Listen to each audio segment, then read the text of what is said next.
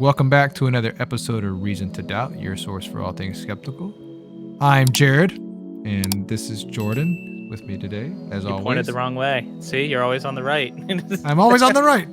So dang, we messed it up. That's all right.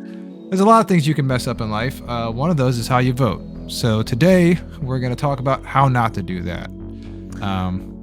Right. We're basically going to be talking about how to vote as a skeptic. We think that skepticism is something you can apply in your daily life, and it has impact not just on your religious beliefs, which is where it is often kind of focused, but also on every decision you make. You can approach it skeptically and try to have good reasons for the things you do.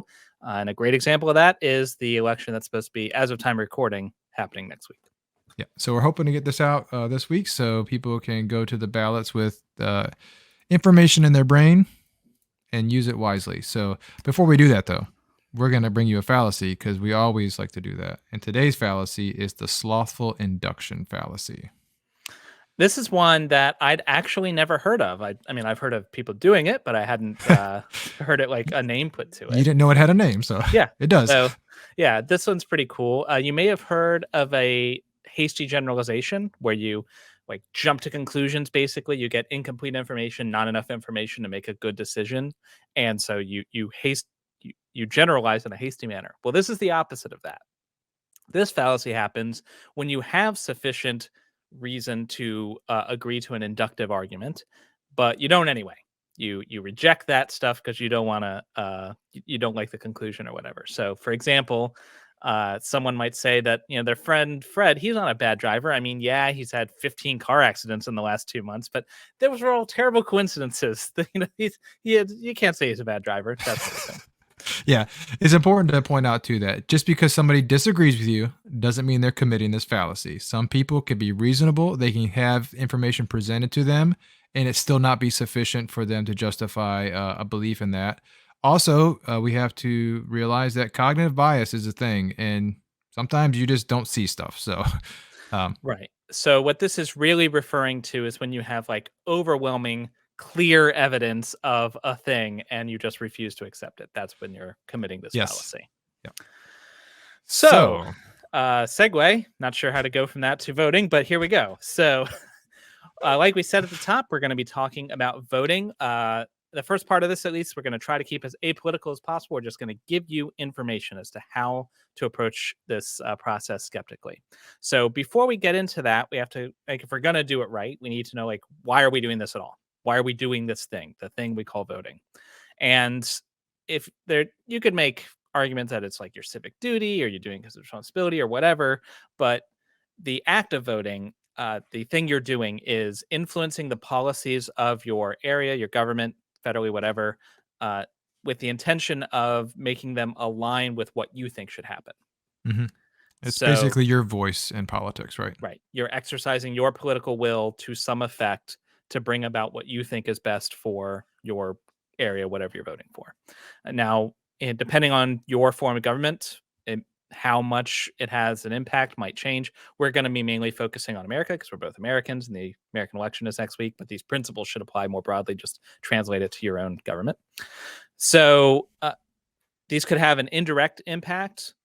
In America, you elect a representative who allegedly represents your interests and like votes the way you think they should vote. It could also have a direct impact. There's some ballot initiatives.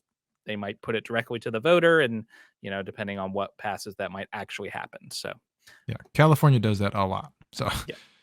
um, So if that's what you're doing, if you're going to approach it as a skeptic, generally part of being skeptical is acting rationally.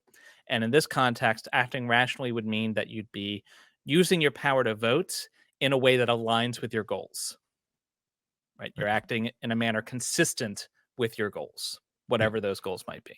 I mean, if you're going to go to the effort of go to the polls and have your voice be heard, you want to do that with an informed decision, right? You don't want to waste your vote. You don't want to go in line and take a sample ballot and just copy that over to your ballot, right? That's Right. not And valuable. the good news is it doesn't take a lot of effort to become Mm-mm. informed in today's environment. You can, after you've done some initial kind of thinking about things, which we'll talk about in a second, under half an hour, and sometimes dramatically less. You can become sufficiently informed to be a rational actor. Mhm. But you do have to take that step to get the baseline amount of information you need to make a rational decision. So, the first step in this process to get informed is you have to decide what you find important. What is important to you? What goals do you care about? You know, we have a two-party system. The vast and overwhelming majority of people you're voting for are going to be for one party or the other. The parties have different stances. You're not likely going to agree with every stance. So, and even if you agree with the party line stance, that doesn't mean that this specific person you're voting for agrees with that party line, right? So, you may not agree with everything this person you're voting for stands for. So, you're going to have to prioritize, so you can decide, well, I agree on A, disagree on B, which one is more important. So, this part might take some more time, but the good news is you don't have to do it every election. You kind of have a good idea of what you think is important. So, just there's really no shortcut here. This is just good practice for skepticism. Examine what you believe and why. Do you believe that abortion should be legal and freely available? Do you think it should be restricted? If so, why? Why are your reasons for that? Just basically do that for all the big button issues that you care about. Yeah. It's also, I mean, a lot of people will do what's called like one issue voting. So you've heard this if you've ever been to any kind of religious organization, like abortion, like that's a one issue thing. Like they vote on that issue. That's the only thing they care about. So if that is in your mind, the most important issue to you, then your research is really done at that point, right? Yeah. I think I think it may be better to look at what other things are on the ballot or what is Yeah. issues that are important to you and weigh those. Like, all right, well, this one is more important, but this one also kind of so. You could be a rational voter by voting for a single issue if, in fact, that is so important that it overrides every other concern. Yes. As long as you've like actually thought about it and have come to a reasoned conclusion that that is the case, not that that's the only thing you hear about and the thing you're most angry about. So that's the thing you're going to vote on. That's maybe not a rational decision. They Right. said on Fox News that yeah. Yeah. Okay. So So no shortcut to that. You got to do some self introspection and just some thinking there. But you've done that. Now you know what you believe and why. Great. So now we need to arm you with information that you can use to enact those beliefs into policy. where do I get this information though, Jordan?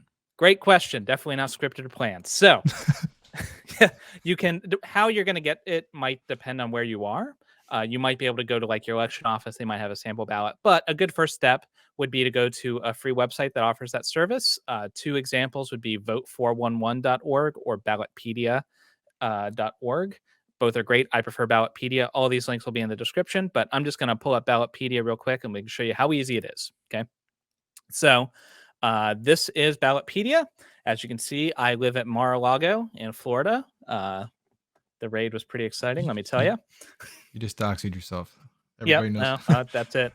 Yeah, I'm secretly one of Trump's staffers. So, just gonna hit view my ballot there. There's an Tells you election when your coming up. election is. Yep. Tells you when the election is, and if there's like sometimes there'll be a special election or something, so you might need to like see which one you're looking at. We're looking at the November 8th election. So on this case, you've got some ballot measures, and that's what we're talking about. Where you've got direct control over what's going on, and then you'll have the various races that are going on. So And shows you all the candidates for each one for each right, position that's being put up. So right. So this is who's running. You can see their party affiliation. If you click on them, it'll give you a like background information on the person, kind of some biographical information. You can see some top line things they've done. So this can be a good starting point. Um, just for your information, you will always be voting on a representative because your representatives have a 2-year term and there's an election every 2 years. You'll be voting for a senator 2 out of 3 elections. So every third election, you won't have one because they have 6-year terms. So when it comes to the ballot measures, again, no shortcut. You just kind of have to read them and see what's up. Your local newspaper might have some information about the ballot measures. They do have like an overview here on Ballotpedia of like, here's a description of what it is. Here's kind of some background information. But I'd recommend, maybe looking for some more information if this isn't enough. It's really case by case. Um, Good. so now we have some information on the candidates. We have a little bit of background information on who they are, maybe a little bit of voting history, but not sufficient on Ballotpedia. Ballotpedia is really mostly just to kind of show you who the candidates are, what the issues are, and what your sample ballot looks like. We need to do a little bit deeper dive, and there's a couple pieces of information that we're going to want, right? So we have voting records, statements, things that they've said in the past, who's endorsing them could be important for you. And there's a really good source for this that Jordan has for us. So this is Project Vote Smart, and they combine all of those pieces of information together in one place. So we're going to pull up from our Mar-a-Lago race. I know Marco Rubio is running. So, He's still relevant. So well, I don't know if he's relevant, but he's running. I think he's the incumbent, actually. Yep, says yeah, incumbent right there on the screen. So we're going to click Marco Rubio. Cool, that's the guy we're looking at. And now we can go through and find all those things we were looking for. So we can look at his voting record. We don't care about the ad. And you can see all the voting he's done since like the beginning of time. And you could click into any of these pieces and see what it is. Now, the pro here is this is no crap, exactly what he actually did, right? These are actions he took. That voting on things is what your senator does, and this is what he's done. So this shows exactly where they stood on everything. The con is you probably have no idea what most of these were for, and yeah. whether or not they were good. Sometimes there can be reasons why you might not vote for a good piece of legislation or whatever. So Somebody that trying to stick some stuff in there yeah, for no good reason, right? so that might not be easy to distill. You can also go to speeches and it'll show you like statements that they've made. You can like click into various speeches they've done and see what's in there. One good thing about looking at statements is that they're intentionally geared to like being quick, concise summaries of a statement or policy position or something like that. So it already like they've distilled it. But on the other hand, talk is cheap. They can say whatever they want, particularly on the campaign trail. And while candidates do tend to fulfill their promises more often than not, it's still like they could say anything, right? Another good thing to look at is endorsements. So you can just click on ratings, and you've got they've collated all of these endorsements by issue. So you can look at the issues that you decided were most important to you, and you can see what these lobbying groups said about the person. The way it works, you'll have like the name of the lobbying group and kind of a rating from 0 to 100%. 100% means they endorse them wholeheartedly. 0% they don't. So the advantage to this is these lobbyists, their job is to influence voters by giving these kind of ratings and endorsements. And so they look through the politician's history. They've basically done all that work for you. They've decided if this person is good for abortion or bad for abortion or good on agriculture or whatever their pet issue is. Yeah. The con to that is you're not thinking for yourself at that point. So Right. So you have to be careful. Which lobbyists are you trusting? First of all, lobbyists, they're not working, like they don't have your interest at heart. They're trying to get your vote to get their interest done. Right. yeah, So you need to just be kind of careful as like, which lobbyists do you trust? NARAL, for instance, NARAL, pro-choice lobby, pretty straightforward. If a person has a 0% rating by NARAL, they're pro-life. That's like that's very easy, right? But you may not necessarily want to rely on every endorsement. You know, again, you're basically off. You're subcontracting your thinking.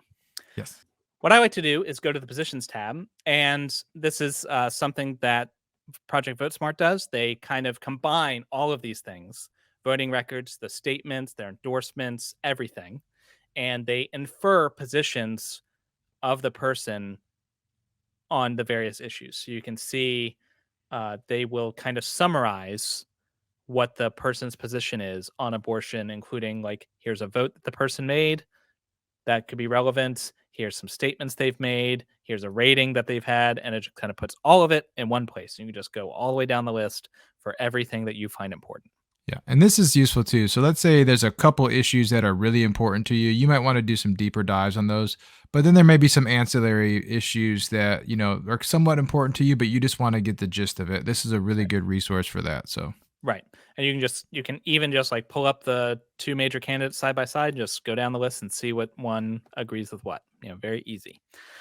So you can skim over it real quick and see what they think.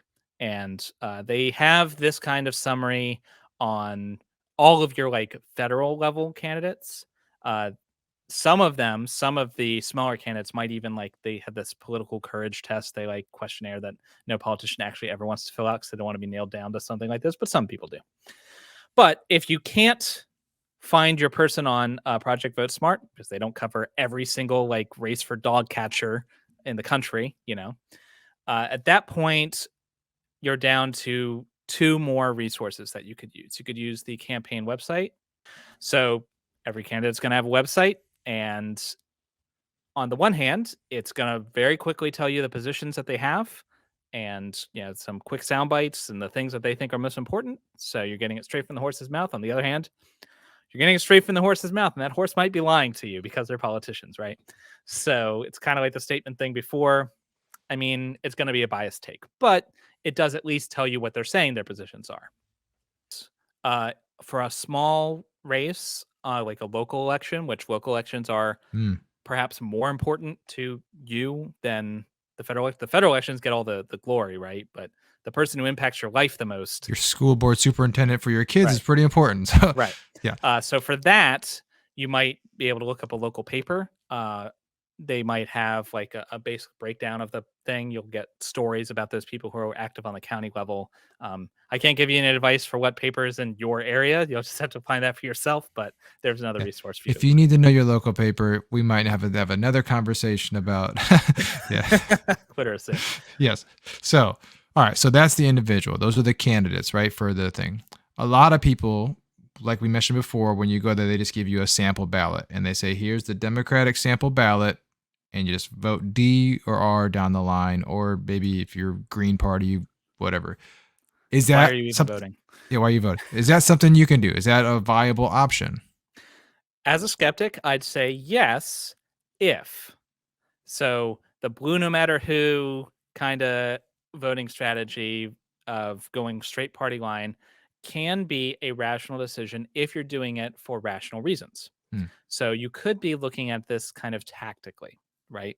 You might think, for instance, that just to pull a situation that's ridiculous, that would never happen, say, for example, one party had in the very recent past endorsed a leader who had attempted the violent overthrow of your country, had like done a lot of corrupt deals to try to undermine the democratic process and really try to destroy the foundation of your civilization. You might not want to support that party. You might have some misgivings about the things that they've done, right? And if that were the case and you feared that were they to gain power again, the entire country might burn to the ground, then it might be rational to do everything in your power to avoid that, even if you don't like your particular candidate. Sure. That total hypothetical. That Total would never happen. Yeah. But the other thing too is to consider a lot of parties align with each other, and a lot of lower level candidates or people in positions affect what happens above them, right? So if you have Democratic congressmen and senators, or congresswomen or senators, who they affect everything. And so let's say I'm going to vote for a Republican president, but I'm going to vote for a Democratic congressperson. You totally within your right to do that, but just know that a lot of those parties will lobby one another to try to get something done. And so if you're really passionate about a certain issue and you see that the party has aligned with something, then in order to try to really ensure that issue aligns with you, you may want to vote for that party in that case as well. In today's hyper-partisan environment, it's difficult to get bipartisan things done. And the parties, the Republicans are particularly good at this, are lean heavily on their members to force them to go in line. They do things like threaten primary challengers, threaten to remove their funding, those like give endorsements to the people who are going to take the power away from them. And so there isn't as much variance between the individual candidate and the party as there may have used to been in Congress. Governors are a little bit more insulated from that sort of thing. So maybe they're a little bit more free. Speaking of parties, what about third parties? We haven't mentioned any of them. So can you rationally vote for a third party? Is that a skeptical thing to do? It can be. It could. If you're in a place with ranked choice voting, which if you're not aware is a voting, there's a lot of different ways to do it, but basically You vote for all the people. You say, this is the one I like the most, then the next most, and the next most, and the next most. And if the guy at the top, the person you voted for first, loses, doesn't get enough votes, then your vote instead goes to the next one, and the next one, and the next one, until someone wins. So Right. that's a no. There's no cost to voting your heart at that point. Do whatever aligns with your beliefs. But most of the country is not like that. So you can vote for a third party if you go in understanding the full implications of that decision, right? It needs, again, be a rational decision. So you have to understand that the person you are voting for is not going to win. It's That's rarely happens. yes. That there are a couple of independents in Congress. I don't know the actual number, but they come and go. But it's like single digits, right? Mhm. Fractions of a percent of those races win, and more often than not they align with one of the two parties anyway. So it's just not going to happen for Yeah, so if you want your voice to be heard and say I am supporting X party and realizing that that party by voting for them, the issues that you truly care about are going to go to whatever party else is that you're kind of throwing your vote away. But if it's really important for you to well, support a party, then the counter argument is that's only that way because we all do that, and if we decided as voters to vote our hearts, then it would be better, which I guess is true. And so if you feel passionate about that, and that making that statement with your vote is important enough to you that you are willing to concede having virtually no impact on how the election goes, then rock on, as rock your skeptical socks off. you'd have to have a really good, I mean, from a skeptical point of view, you'd have to have a really good reason to do Right. that though. Like, Again, we're talking about goals, right? If you're acting yeah. rationally, you're going to act in accordance with your goals. And so by doing that, if you're doing it rationally, you're saying making this statement is more important to me than influencing things like abortion rights or taxes or defense spending or whatever else it is that's important to you. This Yeah. statement is more important than all of the rest, such that I'm willing to concede any influence on the rest in order to have this. If that is where you stand and that's what you think best supports your goals, then that's a rational act. However, if that is not where you stand, if you think, well, it'd be cool to make that statement, but I would also really like abortion to be legal, then that's not a rational act anymore. Yeah. And one thing it's interesting, or one thing we should point out here is that this process really applies to any sort of worldview or any sort of political party. You notice we haven't brought up religion, we haven't brought up parties. Really, you don't know which party Jordan and I vote for. Well, I mean, you You probably very know, probably but do. But this process, this skeptical process, can be used by anybody. It can be used by an atheist, Christian, Muslim. It can be used by a Democrat, a Green Party.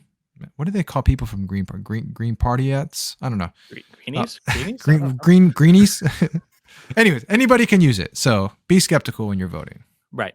And this is a good model just to apply skepticism in your life. It doesn't have to be for politics.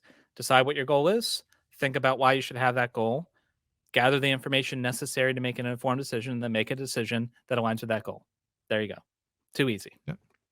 And what I don't have it here, but there are websites out there too. So let's say you're like, I am clueless about politics. I don't even know where I stand on abortion. I don't know where I stand on taxes. There are other websites out there and surveys that you can do to try to show you where you may align with a certain issue. I think I'm not going to point any here, but there are places out there where you can go to get more informed on issues too. So Just be cognizant of the source of your yeah, information. There's a lot of partisan think tanks that are like have an they're agenda, exactly. and so like they're not giving you they're intending to persuade you of something but may not be forthright about that. Just Google the name of whatever source you're getting, and partisan lean or something, and you'll get the information you need. Be It's skeptical of your sources. it's never been easier in the age of Google to find out something that you need to find out. Like the information we need is there and you can access it. So Okay, so that is all the information we have for you. Quick summary. You want to be a good skeptic on election day? Step one, think about what it is that's important. Why are you voting? What are you trying to accomplish? Step two, find information about your ballot and what you are actually going to be voting on so that you can be informed on those specific things. Step three, for each candidate, look through and kind of see where they align on those things that you thought were important. and with that information, decide who you're going to vote on. If you choose to eschew all of that because you want to be a tactical voter and vote the party line because it's very important to you that this party wins, you don't care about the specific candidates, that's fine. Just make sure that's a deliberate decision you're doing for rational reasons because it supports your broader goals, right? Don't just do it because you hate the other guy. Do it for a rational reason. And if you want to vote for a third party, feel free to do so, of course. Just be aware that the third party is not going to win. Don't kid yourself. It's not going to happen. So understand that's the case when you make your decision. Cool. That's our show. Yep. If you enjoyed it, please hit that subscribe button, like YouTube stuff, really helps out. We are at like 280 subs at the time this happened, so it'd be super cool if we got to 300 before the end of the year. Week after, on the 22nd, we're going to have David Fitzgerald, who is the author of Nailed and Jesus Mything in Action, which is a very clever title, even if my opinion on the book I'll leave for that episode. But we're going to talk about his mythicism and why he thinks Jesus doesn't exist and why we think he's wrong. It's going to be awesome. It's going to be off the chain. Yeah. So make sure you come. We'll be doing that one live, so you can ask questions of Dave. He's a pretty cool guy, regardless of, how we feel about this particular issue. So I'm sure he'd love to have your questions.